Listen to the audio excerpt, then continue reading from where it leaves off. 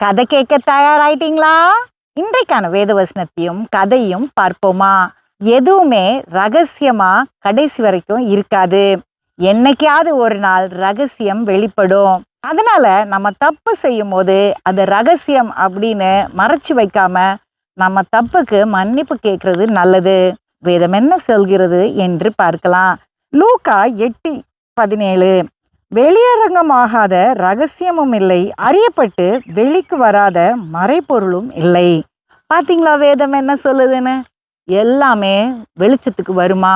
ஒரு தகப்பன் மரண படுக்கையில இருக்கும்போது தன்னுடைய 2 மகன்களையும் கூப்பிட்டு ஒரு விஷயத்த சொன்னாரு. அவர் சொன்னாரு, காட்டுக்குள்ள ஒரு பகுதியில நான் புதையல் ஒளிச்சு வச்சிருக்கேன். அதை எடுத்து 2 பேரும் பங்கு போட்டுட்டு உங்க மீதி வாழ்க்கைக்கு அதை பயன்படுத்திக்கிங்க அப்படின்னு.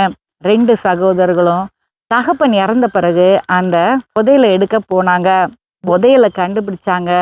திரும்பி அதை எடுத்துட்டு வர்ற வழியில மூத்த சகோதரன் இளைய சகோதரனை அடிச்சு கொண்டுடுறான். அதுக்கப்புறம் அவனுடைய எலும்புகளை அந்த காட்டுக்குள்ளேயே போட்டுட்டு அவன் ஊருக்குள்ள வந்து நல்ல சந்தோஷமா வாழ்றான். எல்லார்கிட்டயும் ஒரு காட்டு விலங்கு என்னுடைய தம்பி அடிச்சு கொன்னுருச்சு அப்படின்னு சொல்லிடுறான். சில ஆண்டுகளுக்கு அப்புறம் ஒரு ஆடு மேய்ப்பன் காட்டு வழியா போகும்போது இந்த எலும்புகளை பார்க்குறான். அந்த எலும்பெல்லாம் நல்ல அடர்த்தியா இருந்ததுனால ஒரு எலும்பை எடுத்து அதுல இருந்து ஒரு புல்லாங்குழலை அவன் செய்கிறான். அந்த புல்லாங்குழலை அவன் இசைக்க ஆரம்பிக்கும் போது அதுல இருந்து வித்தியாசமான ஒரு ஓசை வந்தது. என்னுடைய அண்ணன் தான் என்னை அடிச்சு சாகடிச்சிட்டான் இந்த காட்டுக்குள்ள அப்படின்னு ஒரு சத்தம் அந்த புல்லாங்குழல்ல இருந்து வந்தது. அதுக்கப்புறம் உண்மை வெளிப்பட்டுச்சு. மூத்த சகோதரனை போலீஸ் வந்து பிடிச்சிட்டு போயிட்டாங்க. என்னைக்காவது ஒரு நாள் உண்மை வரும். அதனால கவனமா இருங்க. அடுத்த கதையில் சந்திப்போம்.